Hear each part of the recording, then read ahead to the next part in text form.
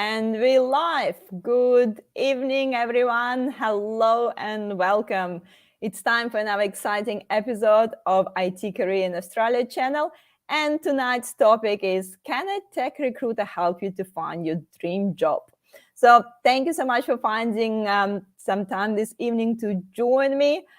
Please don't forget to introduce yourselves in the comments. Let us know what you do and join our conversations with your questions and comments.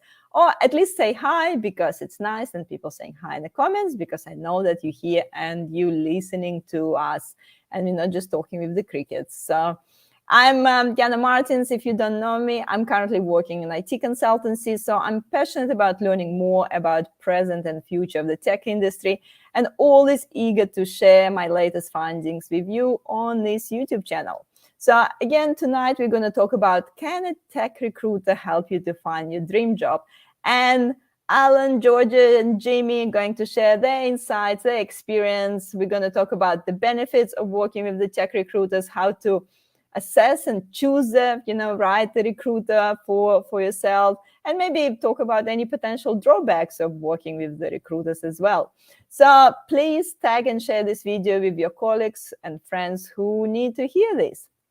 And before I'll pass it over to our panel to introduce themselves, I just want to quickly remind you that we're streaming on LinkedIn, Facebook, and YouTube. If you missed the stream, no worries. You can always watch the replay by subscribing to my YouTube channel, IT Career in Australia. I go live there every Wednesday, 5:30 p.m. Melbourne time, with experts from my network, and we're talking about all the things IT career, job search, and specific of the tech industry in Australia. And if you want to make sure that you never miss the next show, join my meetup group to receive the invites for the upcoming discussions. So again, please, use this live stream as the opportunity to network with people in the industry as well. Ask as many questions as you like, but obviously stay on the topic. Yeah, we know what's the topic today. And also remember that the most active participants receive a special surprise at the end of the stream. So guys, and again, please make sure to say hi, because if you're not saying hi, I'm kind of, feel sad that, no one, no one joining the discussion. Here we go. Diana's here saying hello. Ozan is here. Thank you guys for saying hi. Perfect. So please make sure to say hi in the comments. And that's enough of me. I'm gonna pass it to our panel to introduce yourself, and we'll start with Alan by alphabetical order. Yeah. Please. Okay. Yeah, my name's Alan Herrity. I'm originally from the UK, like a lot of recruiters in New Zealand and Australia. I got into recruitment via doing a modern language degree in French and Spanish. So I didn't enter what my chosen profession was, but ended up in Brussels and Belgium for 10 years recruiting, and then came here to Australia in June 2010 and set up my own business, Momentum Search and Selection, 10 years ago. And we focus on placing people across digital technology and business transformation in Melbourne and Sydney. Thank you, Alan. I'm trying to, think about the alphabetical order. Georgia, please. Hi, everyone. So I started my recruitment career also in the UK about 10 years ago, and landed in Australia about 6 years ago, where I've purely been focusing on tech and product recruitment. But I now work for an agency called Endeavour, and we specialize in helping startups and scale-ups build their engineering and product teams. So that's generally where you'll see me floating around. But yeah, excited to have a chat today. Perfect. Thank you. And Jimmy. Hey everyone, I'm not from the UK, I'm from New Zealand, but no, I moved, I born and bred in Christchurch, moved to Melbourne in 2013, and fell into recruitment like everyone else, so it's pretty cliche, but loved it ever since. I've been in, so 9 years or so, 10th year, and last 2.5 years I've decided to give it a crack myself, and I work across Australia and New Zealand in the digital tech space, and more recently sales space as well. Perfect. Thank you, guys. We have a few more people joining us. Kartik is here. Thank you for saying hi in the comments. The nice people saying hi in the comments. People who's not saying hi is, I see you. Anyway, guys, so let's dive, I guess, into it. I guess before, we talk about, pros and cons of using Recruiter. Maybe just the first thing I want to ask you, I don't know why we're discussing this topic today. Why you think it's, important to talk about this topic? I will go reverse. Jimmy. Using a recruiter, I didn't quite hear you there. Yeah. So why it's important for us to discuss this topic today? Why are you here talking about it today? Oh, look, I really believe there's a lot of benefits and value you can get from using recruiters. For the client side, you can look into the market. If you connect with the right recruiter, I think it's really important that you connect with the right recruiter that operates a very similar way to you, and they really understand your business. So get a recruiter, sit down, and then all that information they should really offload into the candidate side of things. So and then once you sort of go to market, you should cover the market pretty quickly. And then once you connect with candidates, I think you can really, what I like to try to do is try to sit down with them like, okay, so who are you, or what do you want to do next? And then if that aligns to everything that you're talking to the client about and what they're looking for, then great. I think the value in using a recruiter would be that sort of matchmaking process into their next role as well. And I think there's a lot more inside that. I'll let the other two talk as well, but there's a lot of value and benefits from my understanding. Georgia, what's your overall view on today's discussion? Yeah, I think there's a lot of misconception about recruiters. I think when you find the right recruiter to work with, they can definitely help you in your job search. I think a good recruiter will always start by understanding what it is that you want. What are your career goals? What are your aspirations? What are you good at? What do you want to learn? And figuring out where you're going to be able to get that. And then matching that, like Jimmy said, with the companies or the clients, the contacts that we have. So I think it's definitely important to utilize recruiters where and when you can.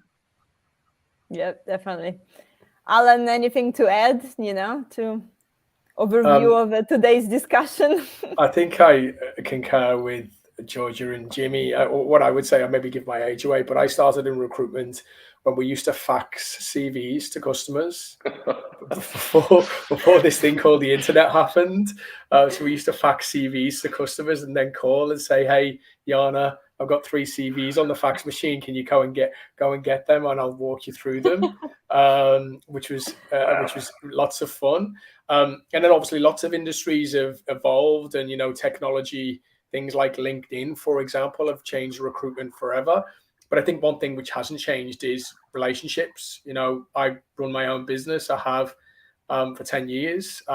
It's lots of hard work, as Georgia and Jimmy would agree with, I'm sure. We work long hours. But I think the key to all of this is relationships. I think we're kindred spirits in that regard. We look to build good relationships with the candidates who we represent. And we look to build good relationships with the clients we work with to find the most appropriate candidates for them. So for me, it's all about relationships and adding value.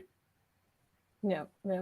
And I guess, in this replies, you already touched onto it. But if we, start looking at the pros and cons, if you give me, I guess, what you think the top benefit of going to recruiter, let's say, I'm a software engineer. I'm maybe thinking to change a role. Maybe not thinking. I'm kind of in the board, I'm looking around, like what would be, you think, the top benefit for me? Actually, instead of contacting few companies, go and contact recruiter. Like, who will start with Georgia this time? What do you think? The top benefit for someone to start the conversation with recruiter? I think there's a lot of different benefits. I think where I can kind of think back to some of the times when I've added the most value is speaking to people that don't necessarily know what they want next. So a recruiter can kind of ask you the right questions to get you deep thinking about what it is that you want in your career, different directions that you can go in. I know from me, I didn't know that there's different avenues that you can even go down in recruitment. So especially in engineering, I think it's important to understand, do you want to go down the people leadership route or the technical leadership route? And I think a recruiter can really help you unpack that, understand it, and give you a bit of ideas around that. But outside of that, I think there's so much support that a recruiter can give you throughout the whole interview process, onboarding, even coming down to negotiating the salary. I could go on and on about the benefits of using a recruiter. Let's everyone tell the top benefit before we dive into the details. So, Alan, what do you think? What's you think from your perspective? I think I mentioned to the guys before that I've never advertised with my business, so we don't advertise. So every role that we place, it's somebody that we know, somebody we're referred to, or somebody that we've headhunted. So because of that, often roles that I'm working on are confidential in nature, and it's reciprocal. Hey, every conversation that we have with a candidate is confidential in nature because that person might be looking to move, but they don't want to put, the green halo around their head on LinkedIn at that time. It might not be appropriate for them. So it's really about, the confidentiality and giving candidates an understanding of what's out there in the market, and what opportunities they could potentially grow to over time. Yeah, so accessing this like a broader range of the opportunities that might be not even ever been advertised. Yeah. Jimmy, what's something from your perspective as well?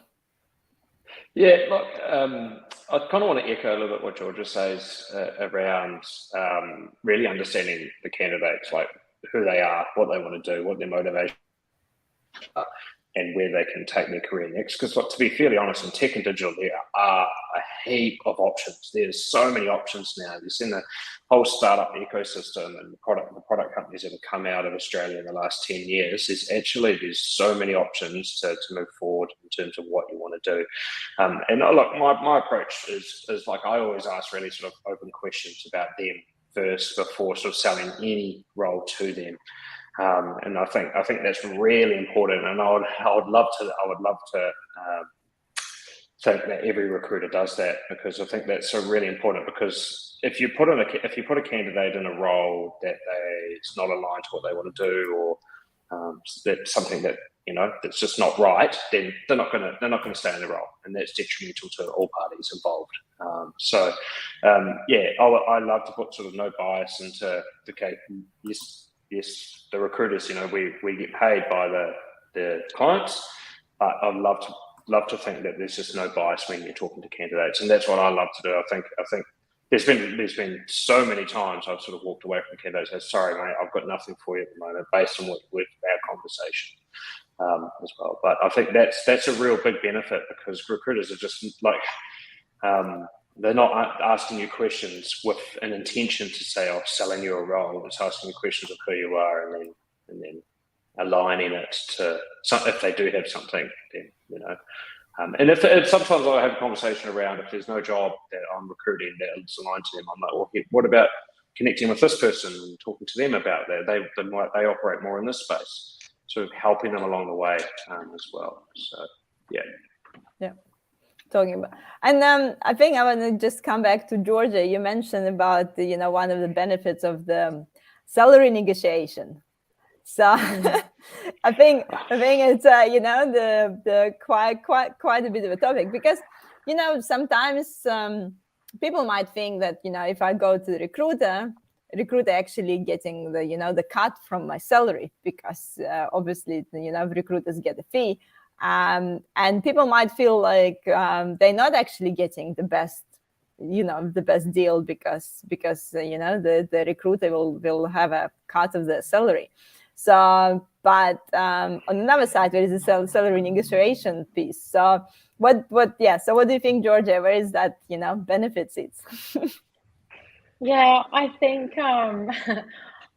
I don't think a lot of people are comfortable negotiating their salary. I think it's very easy to just kind of say yes or no without actually knowing the right questions to ask, or potentially, inside information that they might not have found out during the interview process. And I think that's where working with the right recruiter that knows their clients well is going to benefit you.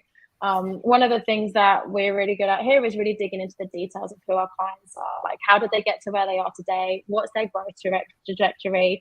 What is their financial, situation? With startups, they often have a certain runway in their financials.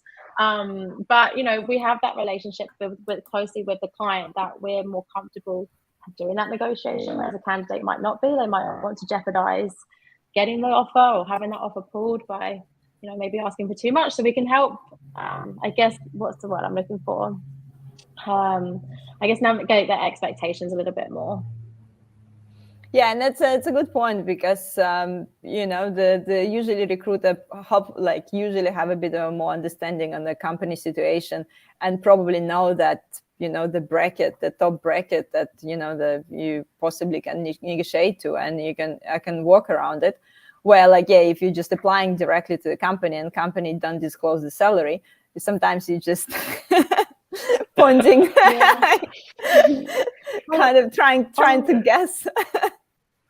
Yeah, on the flip side of that as well, I know there's a lot of people in the market that undersell themselves. And we're constantly in the market. We know the live salary data because we're speaking to so many people every day. So, there's people I've helped get massive pay rises because they're getting underpaid where they are. And had they not worked with me, they might not have had that knowledge. Hopefully, they would have applied somewhere that would pay them what they're worth. But I think you'll find there's a few companies that don't.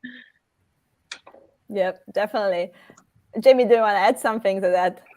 Yeah, I was just someone took my time. Look, I think I just want to add something there, because it might be a misconception. I get this feedback quite a lot, that candidates, when we're going through that salary negotiation process, we're at the end of it, at the offer stage, I get a couple of comments from candidates goes, "Oh, the more I get, the more you get," as well. And I'm like, well, I think one thing I really wanted to do over the last sort of couple of years is change that business model a lot. And I know Jordan and Endeavour do this as well. Is I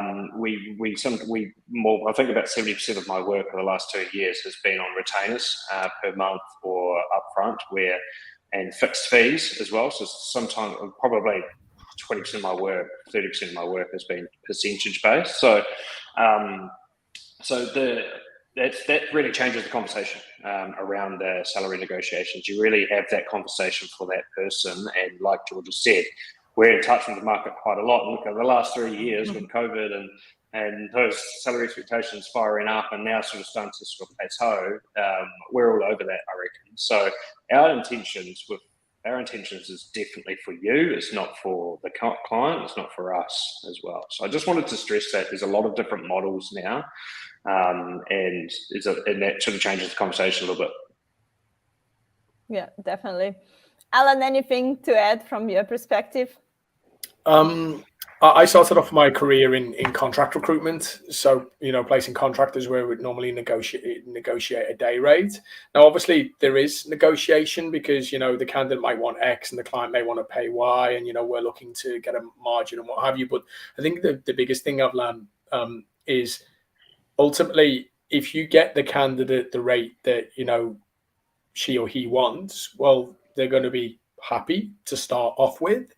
And then obviously if it's an engaging role, good organization and all those sort of things, they're going to continue to be happy and engaged. So you always strive to try and get the rate that the individual wants. Obviously if the rate isn't aligned to what they want, you'll know that before the interview anyway, or you should do, or you should be managing that process. I manage that process. I would never put a candidate in for an interview for a rate which is vastly different than what they want, unless I've had that conversation with the client and with the candidate, and actually the person wants to go forward with that.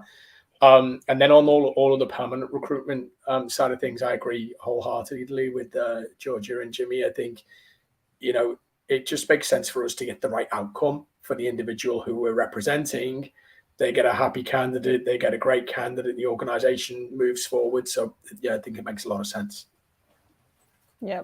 And probably some time saver for the candidates as well, because so I think whereas the stories and the people do apply for jobs and go through like a 4-step interview and then they get the offer, and because they didn't discuss the salary with the company directly, or just didn't ask or didn't feel like it's the right time to ask, they can go through like 4-step interview process and then get an offer that completely misaligned with their expectations as well.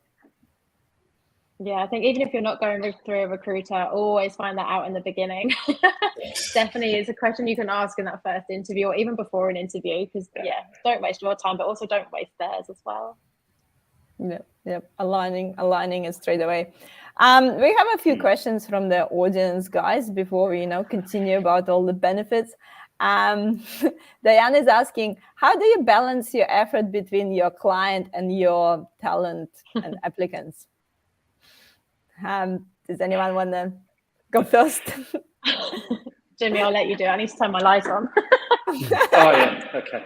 Look, I think it really depends on your relationship with your client. Like, I think I'm trying to sort of understand where this question is coming from, and I feel like recruiters probably spend 80% of their time on talent and candidates, and then 10-20% with clients as well. I think it depends on how you're set up that relationship as well. So what I mean by that, like what tools you're using to communicate with as well. And I think with talent and candidates, you need to spend at least 20 minutes, half an hour per candidate, understand them properly, and then either meet them face to face or do a Zoom call to understand them completely, so who representing. So that's definitely something that clients are sort of paying us to search the market, right? So I feel 80% of my time will be definitely with candidates, and then reporting back that info back to clients as well. But not sure how sort of Georgia and Helen sort of operate. But yeah, I feel like if you're in constant communication with your client, then that will free up more time for you to talk to talent and applicants, I reckon. Yeah, I'd probably second that. Similar, Yeah. I spend most of my time speaking with candidates, networking, going to meet-up events, meeting as many people as I can, and learning what they're really looking for. I'm probably it depends how many jobs I have at any given time, but I'd say anywhere from 20 to 30% of my time is with clients. Yep. Alan, are you similar? I was taught to try and do 50-50, because in terms of business development, 50% candidate, 50%, client side. I think in reality, it doesn't always work like that. Go back to George's point. It depends on how many vacancies you've got, and you want to fill those vacancies as much as possible. But I think recruiters we can gravitate towards the fun stuff, which is placing candidates. Speaking to let me be clear about what I'm about to say. Speaking to clients is great, but when you're trying to build new relationships in clients, we get rejected a lot. So we need to, make sure that we overcome those objections and what have you. So there's always like a sales cycle. So I think we've got to try and make sure that we're still bringing new clients in, so we can bring new opportunities to candidates. But I think if you're busy with vacancies and you're filling vacancies, you're going to spend the majority of your time with candidates. Yeah. A bit of a pendulum. Yeah, absolutely. James actually has a question coming back to that salary negotiation point. So he's asking, what are you supposed to say when the recruiter asks you for a salary expectation? I read that this really limits your income if successful. So I don't know. I'll jump Jimmy, in. do you want to go first? Or like... Yeah. Sorry about my dog barking. Look, I'm a massive believer in honesty and transparency around this. Like, I think it's really good. It depends on the role that you're being spoken to about, right? So if obviously, I always ask the last question I ask is salary expectations. Always look for that alignment first, like I mentioned before. But say, for instance, candidates on 100K a year, and then I always ask the question, what would you be comfortable on in this role? And look, I never really get a set number at that point. It's more like let's find a comfortable range for you. Let's get you in the interview process, and let's find out, give you an understanding of what the responsibilities are and what's involved, and then let's talk about that number and what you'll be comfortable on.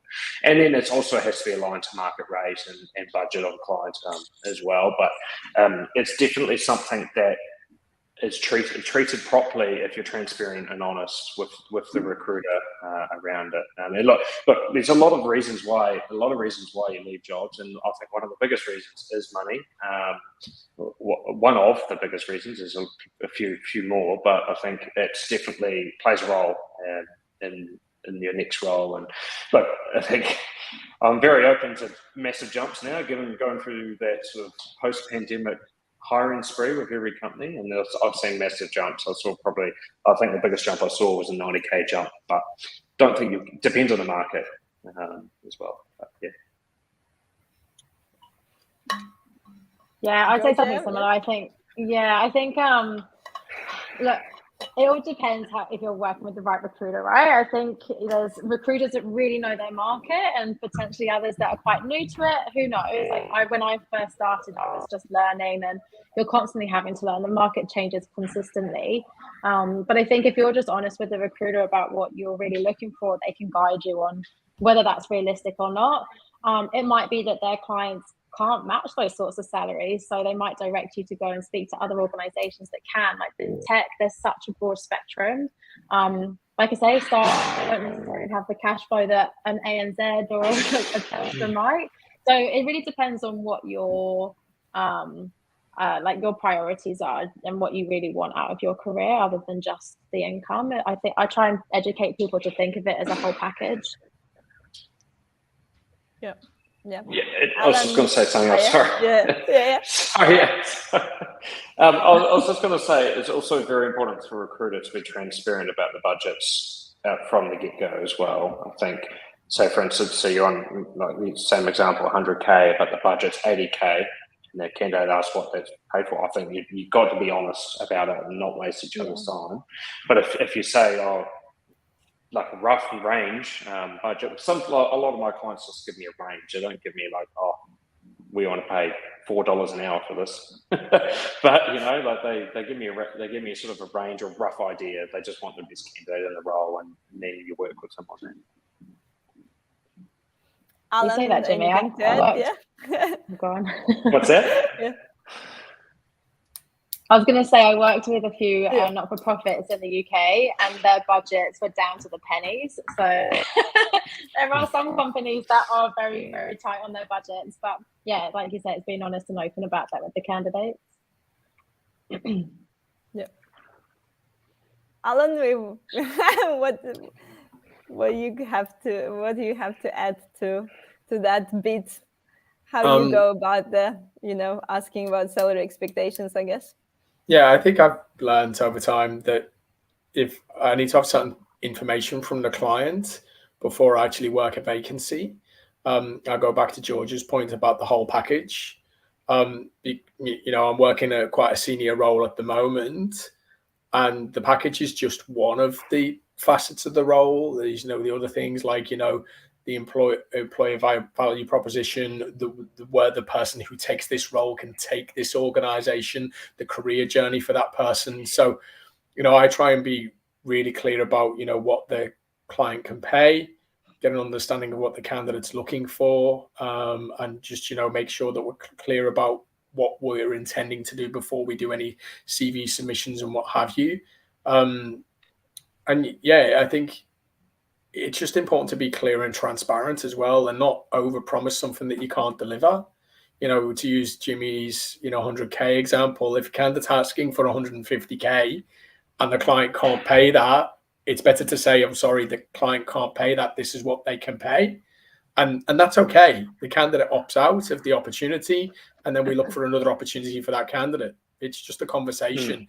Negotiation is built up into this huge thing, which people can get really, nervous about or what have you. But actually, it's just a conversation around, what are you on at the moment? If you're willing to disclose that, what are you looking for? Why are you looking for that? If the organization can't pay that figure and that package, what would be the reasons why you'd be flexible on that? And if we've got an opportunity which has all the different things as part of the whole package, as Georgia said, but you'd have a little bit less on the salary, but you have all the other things in terms of career progression, well, then that person might want to negotiate. Ultimately, our role is to place the candidate, find that person work, they're happy, they do a good job, and guess what? We get more work. And a recruiter that doesn't think like that, they're really shooting themselves in the foot, and they're really damaging our industry, to be blunt. I think James also clarifying a little bit.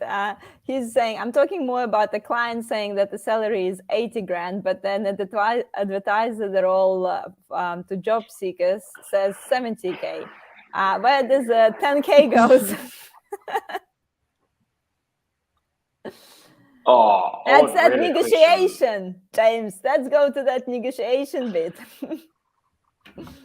Why would the client do that? I don't understand. Question.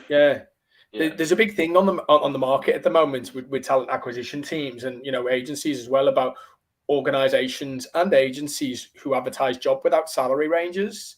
I don't see any reason why that can't be the case. There might be some confidentialities and what have you, but I think in lots of cases you can advertise the salary. But if an organization's advertising the role at 80K, well, then they should pay up to 80K. Now, if they've got a candidate who's a bit less experienced and is maybe a 50 or 60K candidate, they might decide to offer less, but normally they would give reasons for that. I second what Adam says. I think budgets are budgets, right? But it might not necessarily always mean that you've got the skills and the qualifications to hit that top end of the budget.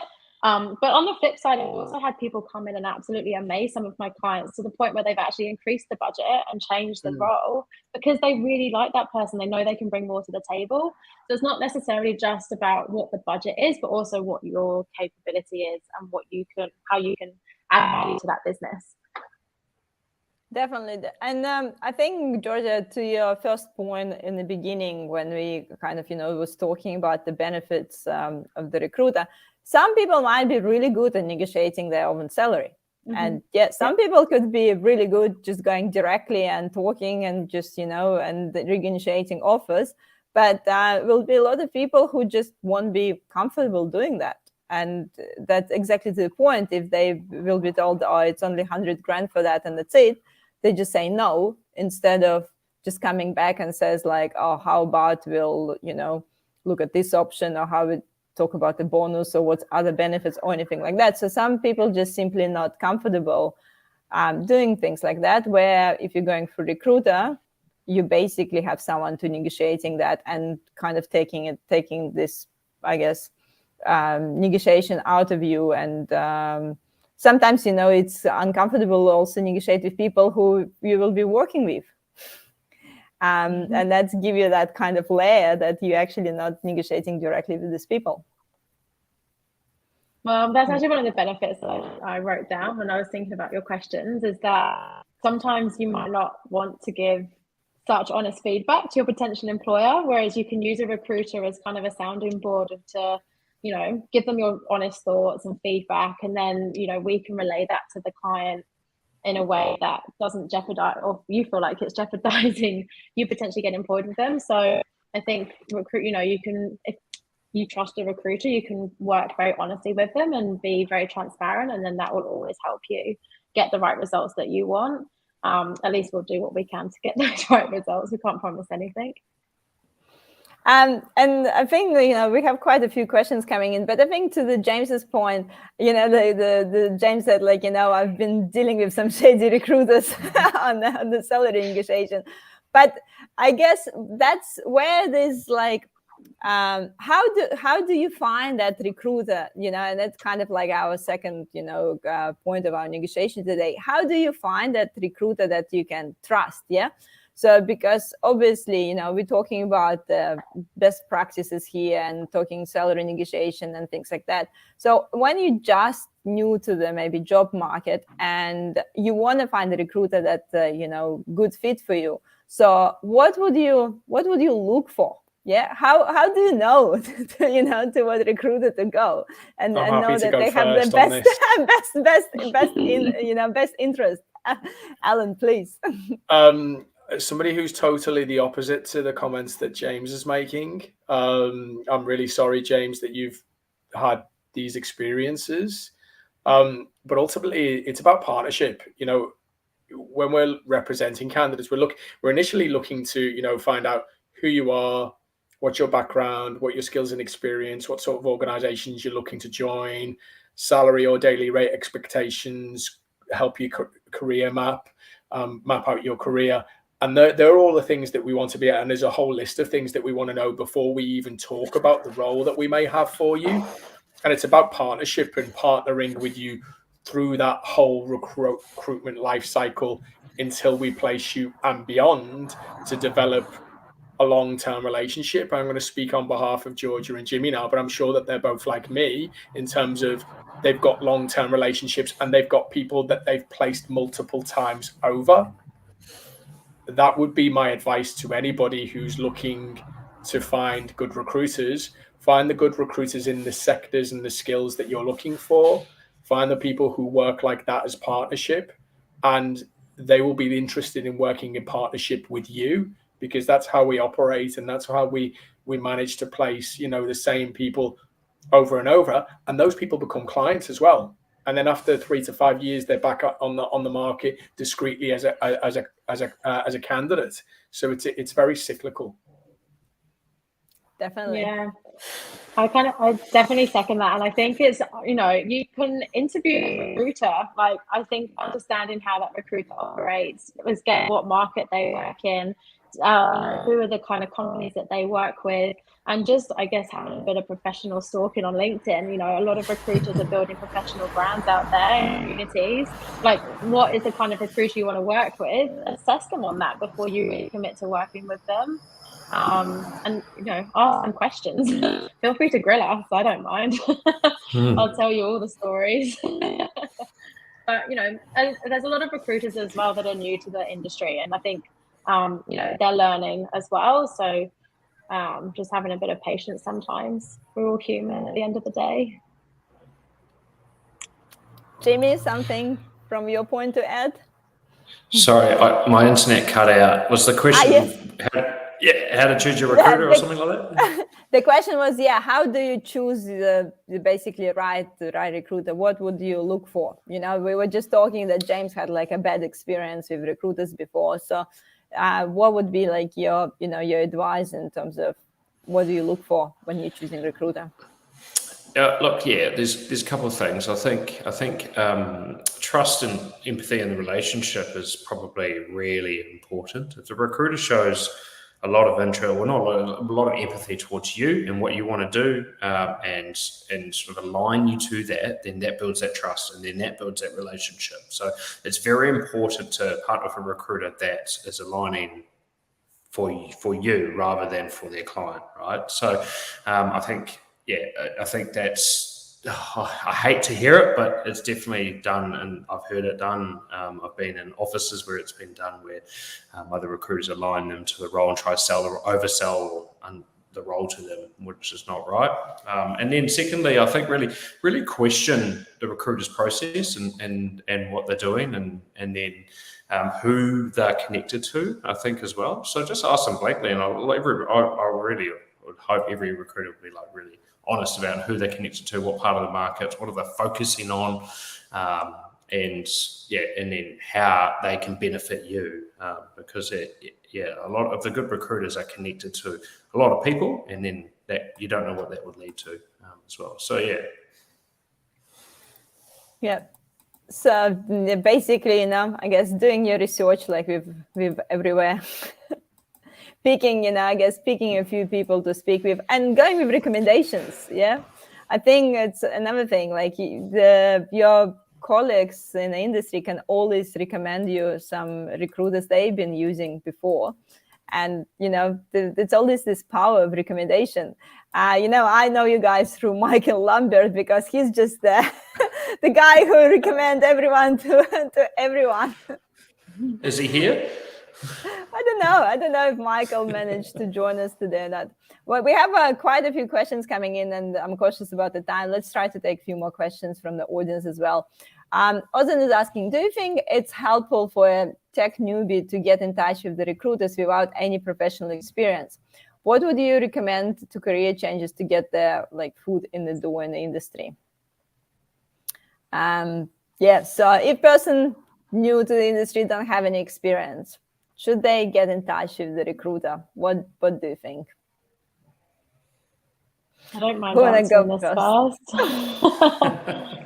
I think definitely recruiters, they have so much experience, helping people throughout their careers. I personally don't recruit juniors. My clients don't really ask me to, but I definitely try and offer as much advice as I can to help them get a foot in the door.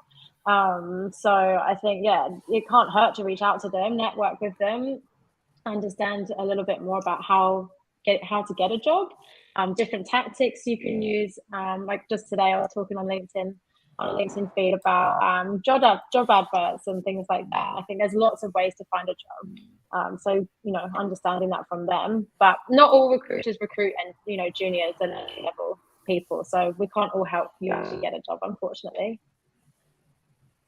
I think that's kind of the a bit of a catch there, because usually companies go to recruiters when they're looking for someone senior for specific skill set. So companies don't go to recruiters as much for the junior roles in general.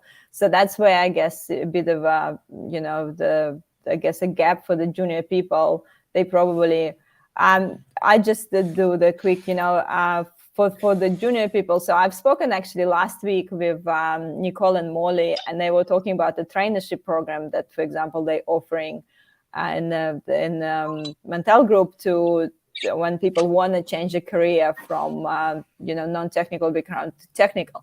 So those kind of initiative is sometimes is more helpful for the junior roles, but it doesn't mean that you shouldn't talk with recruiters at all. So Jamie, what's your advice? I just want to give a bit of. I had an experience last year. I was recruiting for Tyro Payments, and part of that remit was to work on an internship program for them, and that was just basically going through CVs of people with no professional experience and getting them into this internship program. And look, first of all, I think that was pretty intensive. I think it was about 500 people and they chose 30. I think the biggest common theme from the 30 that they chose was the ability to interview well. So I think a lot of recruiters can, if you catch up with them and ask them how do I interview well and what sort of things do I say, I think that's really powerful for a junior. Is if you interview well, show the right attitude, show aptitude and passion to the role, of course, then you'll be.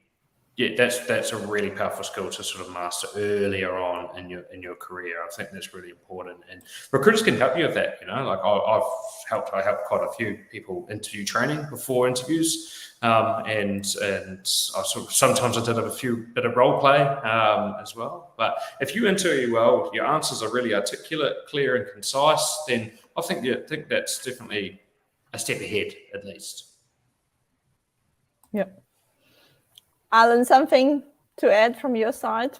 I've got something for everybody who's on this call today. I might not be able to help people who are on this call actually get a job because their profile might not align with what sort of candidates I place. However, at the beginning of the pandemic, when, let's say, the market wasn't at its best, I decided to go on a bit of a journey to help people. So we now have 136 videos on our YouTube channel. Most of them are advisory in nature, to help candidates. So the people on this call, we've got a number of playlists there's 8 different videos on how to write your CV, because there's lots of different advice and different viewpoints on that. There's videos on interview practice. There's videos on how to do your LinkedIn profile.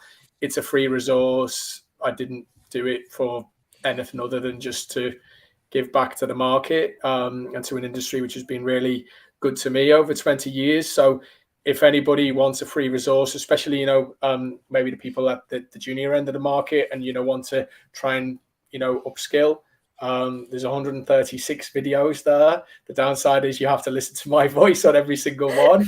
But hopefully there's some good advice in there and it might be helpful to you.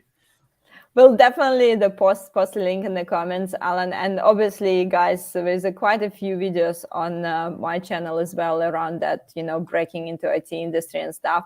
But I want to just come back to, to today's topic, because, we're talking about, there's a lot of advice there for junior, but like, can actually recruiter, help you to get this, dream job? So, and I think, one more thing that I'm really cautious about the time, but one more thing I want to mention, that it's also, we already talk about how to, choose the right recruiter, but it's also about this two-way communication. And I guess if you want to give, one advice in terms of how to communicate with recruiter to get the best value from them, what would be your like top advice?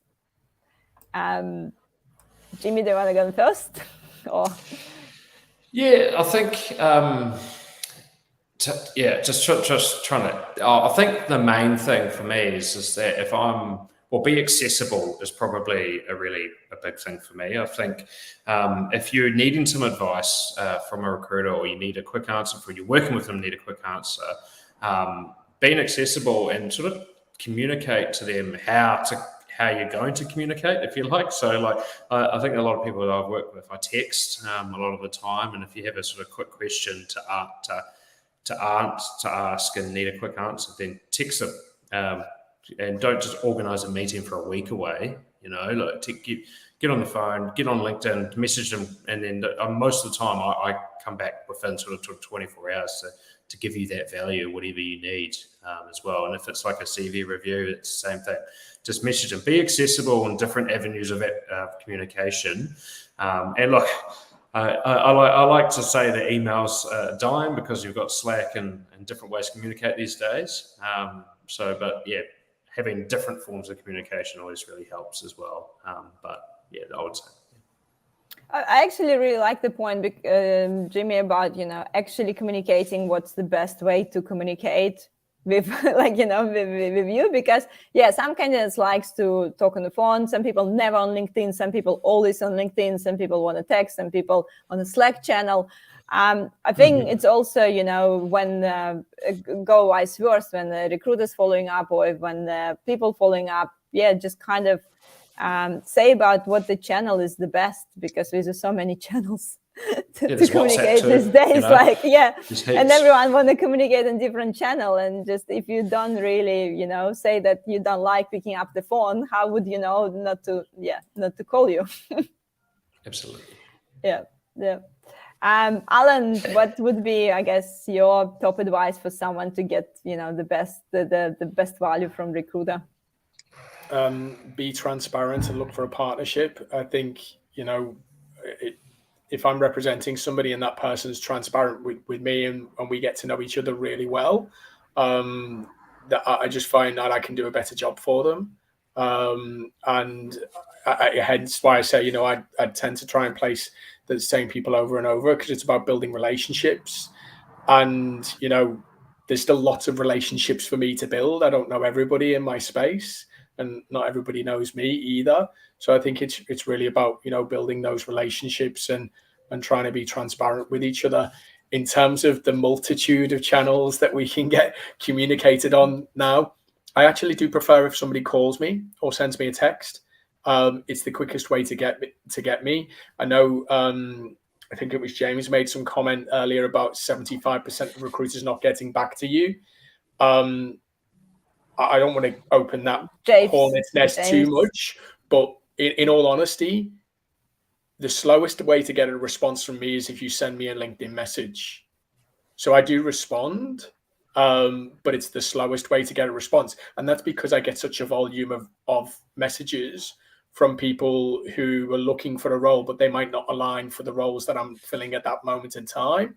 So I do get back to everybody, but which might take me a little bit longer. So I just encourage people, call me, text me, I'll get back to you within 24 hours. Yeah, that's a good point. And I think we're all guilty sometimes in coming back to people, especially like I think people sometimes not realize how many people per day recruiters talking with. And if you talk with like 10, 20 people per day, remembering everyone you talk with and making sure to, you know, remembering then they send you LinkedIn message and remember who's this person. That's quite a lot of information. So I'm obviously not trying to justify the fact that, you know, sometimes you miss to come back to someone, but to Alan's point, yeah, you might miss some message on LinkedIn or you might miss some email. But yeah, the probably the, you know, the phone call is a different story. So Georgia, what about you? Yeah, what are your top? I prefer not to be called actually, because I'm on the phone pretty much all day. So you're likely going to get my voicemail unless you catch me in between meetings or calling somebody else.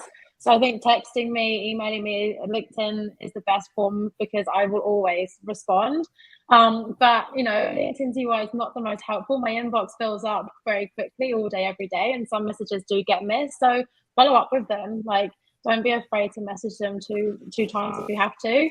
But yeah, it's definitely the communication thing is so key, and the transparency and honesty about what you're really looking for is always really helpful. Because we, you know, I'm sure I can speak for Jimmy and Alan, but we always have your best interest at heart.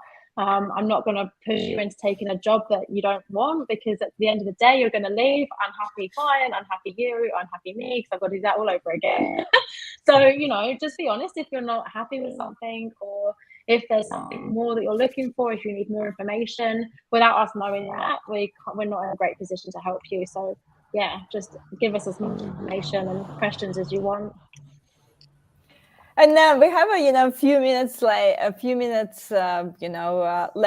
but we didn't really touch back on the drawbacks. So if we if we think about one drawback, the working with recruiter, and yeah. so guys, if you would say what's the one drawback in working with you? No, there's no drawbacks whatsoever. What would that be? Yeah, like I said to this panel before we started this webinar, is that I think if you're looking for a job, right? If you're a job seeker looking for a role, I think I'll really encourage you to speak to a few different recruiters, even if they operate in the same sort of industry, because you never know who they're like Alan says. You never know what relationships they've got, what connections they've got, who they're speaking to, and you never know in the future who they're going to speak to. And I think the recruiters, if they speak to a candidate and you're talking to them about what they want, well, for me at least, I was like, okay, who? And you don't have something on your desk that's suitable. I always cycle through, who do I know that I can connect them with? As well. So I just encourage you to speak to them and talk to them. But before that, there's two things. If you've got an exact, it's black and white about what you want in your next role, then awesome. That helps a recruiter. But then also, if you don't know, talk to a recruiter as well, because then they can help you and direct you and maybe give you a few options. And think about what they're in touch with the market, right? So they'll give you options of what the market is saying and go from there. But yeah. Alan, what's the drawback of working with you?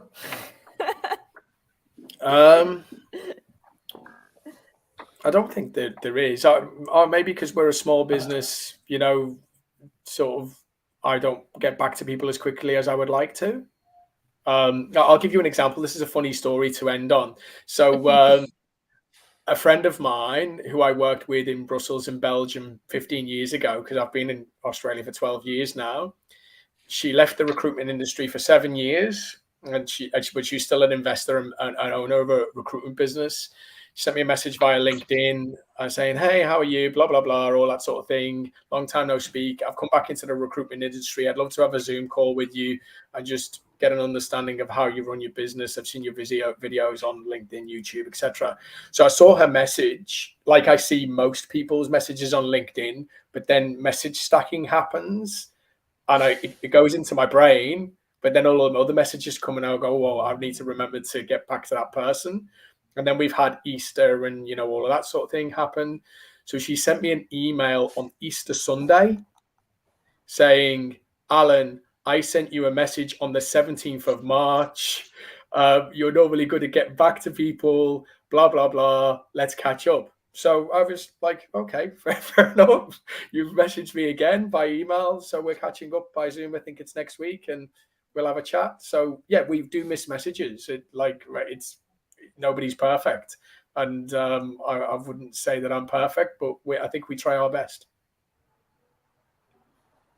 Yeah, it's a high volume of conversations. And I guess, you know, I think also the new recruiters, when they especially work for the big companies, they just have a quotas. They have to call 20 people. You know, if you go to Hayes or something, you know, and you're starting as a, you know, recruiter there, you just must call 20 people.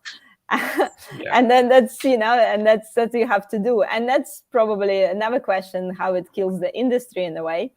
But you know, if your job is just you make sure call 20 people and you don't remember what you even talk about with those people, how would you remember to get back to all of them? So there's definitely that kind of, you know, things that are happening in the industry, but you know, we can't be all perfect. Yeah, Georgia, what your thought about it? Yeah, I think it's just important to know that recruiters, as much as we try to know everyone, we don't. Like, I operate in a very small niche of the market. I don't know enterprise companies. I know people that work there, but you know, I don't necessarily know what's going on in those businesses. So I think really understanding what market your recruiter operates in, or who that recruiter operates in, is really important. And yeah, messaging one's interesting because we do get so many messages on so many different platforms now. Then I'm waiting for the day where we just have one method of communication again, because it's hard to keep track of everything and keep on top of everyone. But for me, until I've spoken to somebody on the phone and I really know who they are, what they want out of their career, it's so hard to remember everyone. I try my best, but it's impossible. Look at so many LinkedIn profiles every single day, so many CVs. So definitely make yourself known to whoever it is that you want to work with, and they'll remember you next time they've got a job that suits what you're looking for. Yeah, definitely, guys. I'm really cautious about the time. We basically have 2 minutes to finish this live stream. We have quite a few comments there. It's mostly for the people, you know, looking for the roles and asking for advice. So I'm gonna do announcement for next week, and if you guys maybe pick someone from the chat whose answer whose question we didn't bring on the screen, so that you can maybe take it offline. So, you know, we have this giveaway at the end, the virtual coffee chat with the speakers. So if you guys maybe quickly look through those questions and maybe each of us pick someone who they're gonna go to this, you know, virtual coffee chat and maybe help them to answer those questions, that would be great. I'll leave it to you while I'm doing my announcement. So guys, next week, what's next week? Next week is 19th of April. Actually, will be no live stream next week because I will be away. I'm gonna be on my acrobatic camp. So for those who don't know, I do like acrobatic yoga and some bit of a circus. So I'll be in the camp next week, so in the bush. So I'm not gonna run the live stream, but on the 26th of April, I'm back, and we're gonna talk with Mayank, and we're going to talk about cloud career, step-by-step guide to building a successful cloud career. Mayank has actually quite successful YouTube channel himself, and he's been an AWS community hero. So there will be a lot of insights for those who wanna build their career in the cloud. So make sure to tune in on the 26th of April. So guys, did I give you enough time to pick some winners for the discussions? I hope you didn't pick the same people, but if you did, we'll just shuffle. Georgia, you have a right to pick first. Ladies first. Thank you. Honestly, I'm happy to speak to anyone, but I know there's quite a few people in this chat that are new to the Australian market. I was myself once upon a time, and I know it can be difficult. So happy to chat to anyone that's coming in into Australia and needs help navigating what the market's like here and how to best approach it. I've actually got some documents I can send through that I've written up, so that will hopefully help you. So who would it be? We have someone here from Japan, yeah? So whoever, we can't pronounce your name, but if you're listening to us, connect with me on LinkedIn, or I connect you with Georgia, so you can, have a one-on-one chat with Georgia and get some guidelines. Jimmy, who are you gonna talk with? Look, I really like James's comments and questions. I like to sort of extend on what he's sort of talked about. So can I pick James? Am I allowed to do that? Of course. James seems like had quite a few, negative experience with recruiters. He's comment about the shady recruiters. Here we go. So Jimmy, your job will be, to have a chat with James and show him our advice. Okay. Alan, did you pick someone whose question you can take offline? Yeah, I'm looking. Trippy DS. Trippy, yeah, Diana. Her name is Diana. So now I know, Okay. Hi, Diana, my followers. But yeah, it's Diana. Diana, you get the coffee chat with Alan. Congratulations. So I think who else we have? I think Katika. That's the one we didn't really have a chance to answer her questions about some upcoming events for recruiters and staff. So anyone can help Katika with some messages about the events. Anyone can take it offline. It depends what you do, Katika. Okay. We might just create some chat and then see if we can help Katika on this question. So guys, sorry if we didn't reply to the questions. It's already 3 minutes past 6:40, so it's time to wrap up. Thank you so much for joining our discussion. Looks, it's been a lot of questions. I feel like we need to repeat something around recruitment again, because there's definitely quite a few questions coming through. Thank you so much for joining me. Thank you for all your questions. And just to finish this live stream, I usually like to finish live stream with some inspirational quote. So if any of you have some inspirational quote ready to go, or some statement you live your life by, go. First well dress. Bite off more than you can chew and chew it. Perfect. So here's some inspirational quote for everyone who's looking for a new job. Bite more than you can chew and just keep chewing. So, good luck, everyone. Keep chewing on your job search. And thank you. Thank you, everyone, for joining me. And I'll see you in 2 weeks this time on the 26th of April. Thank you, guys. And I'll make sure I'll connect you offline for those who didn't have their question answers.